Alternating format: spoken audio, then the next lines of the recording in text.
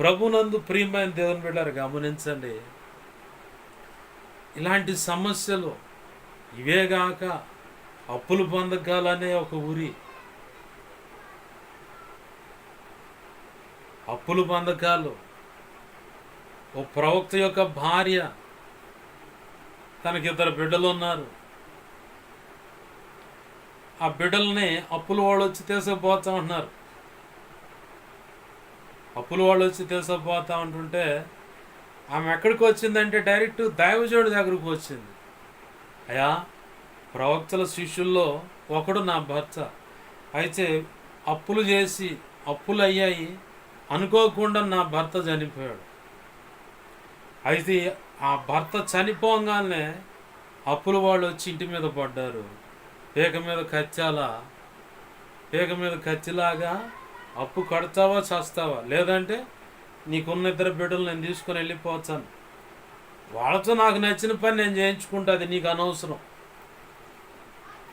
ఆ బిడ్డలు 2 తీసుకుపోతానని చెప్పని బాగా ఒత్తిడి చేస్తున్నాడయ్యా.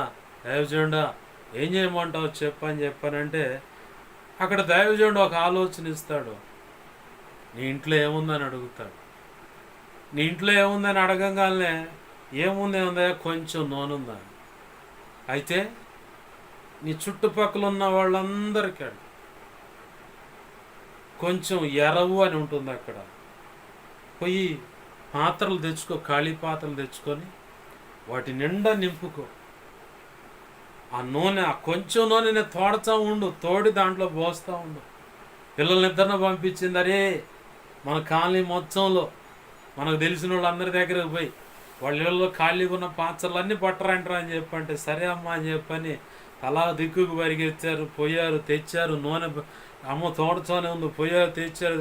చివరికి పిల్లలు 2 వచ్చి చెప్తున్నారు, అమ్మా ఇంకా లేవే, ఎవరి దగ్గర లేవు ఖాళీ పాత్రలు, ఉన్నాయి మొత్తం తెచ్చేసామంటే, సరే అని చెప్పని ఆ తెచ్చిన పాత్రలన్నిటికీ నూనె నింపగా ఆ నూనెగా ఊరటం అనేది ఆగిపోయింది.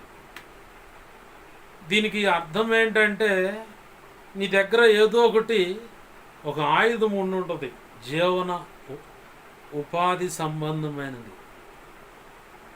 దానిని వాడాల. టైలరింగ్ కావచ్చు, మిషన్ కుట్టుకోవటం, వాళ్ళ జాకెట్ కుడితే చాలా వస్తున్నాయి డబ్బులు. నువ్వు పురుషుడు అయితే బట్టలు కుడితే చాలా డబ్బులు వస్తూ ఉన్నాయి. అసలు బట్టల షాప్ వాళ్ళు ఆ జాకెట్లు కుట్టేవాళ్ళు, లేదంటే ఆ షర్టు ప్యాంటు కుట్టేవాళ్ళు ఎంతమంది, పిచ్చ సంపాదన. అది ఒక్కటేనే కాదు, రెక్కల కష్టం. ఏదో ఒక చిన్న పని ఉంటుంది చేతిలో, పిండి వంటో లేదంటే పచ్చళ్ళు తయారు చేయటము, ఏదో ఒకటి ఉంటుంది పని, ఉపయోగకరమైన పని. అంటే నేను కొన్ని టూకీగా చెప్తున్నాను. ఇస్తర్లు కొడతాము. నేను ఒక లోకల్లో ఉన్నప్పుడు ఒక వ్యక్తి ఎంఆర్ఓ ఆఫీసులో పనిచేస్తాడు. అతను ఇంట్లో భార్య బిడ్డలు ఖాళీగా ఉంటాం ఎందుకని. ముస్లిం జనాంగంలో నేను అది చాలా చక్కగా గమనించాను. భర్త ఏదో పనికి వెళ్తాడు, భార్య కూడా నేనేదో పని చేస్తానని చెప్పని కొంతమంది ఆయిల్ మిల్లు కొట్లలో ఆ పౌచులు నూనె పడటానికని, ఆ నూనె డబ్బాల్లో నూనె నింపటానికని వెళ్తారు. వాళ్ళకి ఉదయం పోయి సాయంత్రానికి ఎంతని కూలి తెచ్చుకుంటారు. నేను వాళ్ళని అడుగుతా, ఖచ్చితంగా ఈ పని ఎందుకు చేస్తున్నారు, ఏంది కారణమని ఖచ్చితంగా అడుగుతా. నాకు అలవాటు ఉంది. ఆ అడిగినప్పుడు వాళ్ళు చెప్పిన సమాధానం ఏంటంటే, ఆయన కొంచెం తెస్తే నేను కొంచెం తీసుకొస్తే కుటుంబం నడిచిపోద్దయ్యా, బాగుంటుందని చెప్పాను. నేను అంతకుముందు ఆ కారంపొడి ప్రాంతంలో అతుంది, ఈ నర్సరావుపేట కోటప్పకొండ ఆ ప్రాంతంలో అట్టముక్కలకు సంబంధించిన కంపెనీ ఒకటి ఉంది. అక్కడ రోల్స్ దొరుకుతాయి. ప్రత్యేకంగా ఒక మిషన్ తీసుకొచ్చుకున్నాడు అతను. ఎంఆర్ఓ ఆఫీస్లో పనిచేస్తాడు. ఇంట్లో ఆడవాళ్ళు ఖాళీగా ఉంటాం ఎందుకని. మనం ఇప్పుడు తింటున్నామే ఇళ్లలో బొఫే సెక్షన్కి సంబంధించిన ఇస్తర్లు, లేదంటే మామూలుగా షామియానా బల్ల మీద పెట్టినప్పుడు బల్లల మీద ఇస్తర్లు వేస్తారు, ఆ ఇస్తర్లు, లేదంటే టిఫిన్ చేయడానికి ఉపయోగపెట్టే ఆ ఇస్తర్లు, అవన్నీ కటింగ్ చేసే మిషన్ ఉంది. ఆ రోల్ తీసుకెళ్తాడు, అక్కడ పెట్టుకుంటాడు. ఇంచుమించుగా 2 టన్నులు 2.5 టన్నుల రోళ్ళు అంటే పెద్ద పెద్ద రోల్స్ అనమాట అవి. ఆ విదేశం పోతాడు, ఇంటికాడ పడేస్తాడు. ఇంటికాడ ఆడోళ్ళు ఖాళీగా ఉండకుండా వాళ్ళకి ఆ పని అప్పచెబుతాడు. మళ్ళీ తర్వాత అవి ఆ ఇస్తర్లో రెడీ కాగానే మళ్ళీ అమ్మడినే కొట్లలో హోల్సేల్గా వేస్తూ ఉంటాం. అంటే సంపాదించటం అనేది ఏదో ఒక టాలెంట్ ఉంటుంది నీ దగ్గర. చెకోడీలు తయారు చేయటము, చెక్కలు తయారు చేయటము, లేదు కారపొడి తయారు చేయటము, ఇళ్లల్లో ఉండి చేసుకునే పనులు చెబుతున్నా నేను. భక్తి సాధనే, ఇంట్లో పనులే, మళ్ళీ ఖాళీగా ఉన్నప్పుడు పార్ట్ టైం జాబ్ అనమాట. గుర్రపాలెం కదిలిస్తే ఇక ఏకంగా మల్లెపూలు, కేజీకి మల్లెపూలు గడిస్తే ఎంత అని చెప్పని వాళ్ళు అక్కడ గడుస్తారు. ఇక్కడ టౌన్లో కూడా నేను చూశాను అది. సహోదరులు వెళ్ళినప్పుడు రా పాష్ గారు ఇలా పోయేద్దాం అంటే అక్కడికి పోయాను. ఆ పోయినప్పుడు అడిగి, అబ్బాయి కేజీకి ఎంత ఇస్తారు వాళ్ళకంటే ఇంత పాష్ గారు అని. మాల గడితే, మల్లెపూలు మాల గడితే, కేజీ పూలకి మాల గడితే ఇంత అని చెప్పని ముస్లిం జనాంగమే. ఇంట్లో ఖాళీ ఉండకుండా ఒక కేజీ మల్లెపూలు కట్టినా ఎంత వస్తుంది, కొంచెమైనా వస్తుంది అని చెప్పని అలా సంపాదిస్తున్నారు. మనకేమో ఏకంగా కొండనే కొట్టాలనుకుంటాం. ఆ కొండను కొట్టాలన్నా, ఆ కొండ ఎక్కాలన్నా ఫస్ట్ ఒక మెట్టు ఎక్కాల. చిన్నగా కాల్గేట్ పేస్ట్ ఆ యాజమాన్యాన్ని మనం గమనిస్తూ ఉంటాము. అది మొన్న ఈ మధ్య 2014 సంవత్సరం దాకా కూడా నాకు దొరికినాయి అవి. ₹2 పౌచ్, ఎంత ఇంతే ఉంటుంది కరెక్ట్గా, 4 ఏళ్ల మందం ఉంటుంది. ₹2 కాల్గేట్ పౌడర్ అని. ₹2 అంటే హెడ్ అండ్ షోల్డర్ షాంపూ ₹4 వస్తూ ఉంటుంది. ఆ సైజులో పౌచ్ అనమాట. ₹2. నేను అనుకున్నాను అంత పెద్ద డబ్బాలు దొరుకుతున్నాయి, అంత 100 గ్రాములు, 50 గ్రాములు, 150 గ్రాములు, పావు కేజీ అట్లా పేస్టులు కూడా దొరుకుతున్నాయి.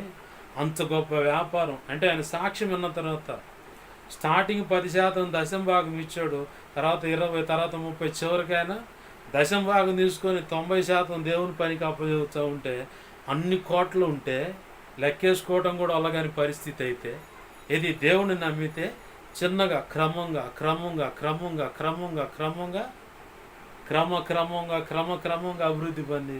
అభివృద్ధి ఇచ్చాడు ప్రభు.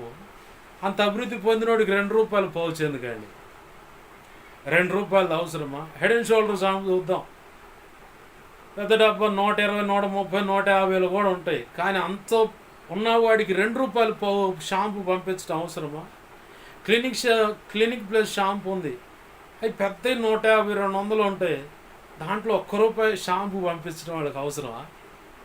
దాంట్లో కూడా దేవుడు ఆశీర్వదిస్తాడు, వ్యాపారాన్ని అభివృద్ధి పొందిస్తాడు అని చెప్పనే చక్కగా ఆ కొద్దిలోనే ప్రభు ఏమన్నాడు, కొంచెంలో నమ్మకం ఉంటుంది కాబట్టి ఈ 10 పట్టణాల మీద అట్లానే కొంచెంలో నమ్మకంగా దేవుని ఎదుట నమ్మకంగా నీ దగ్గర ఏదో ఒక టాలెంట్ ఉంటుంది.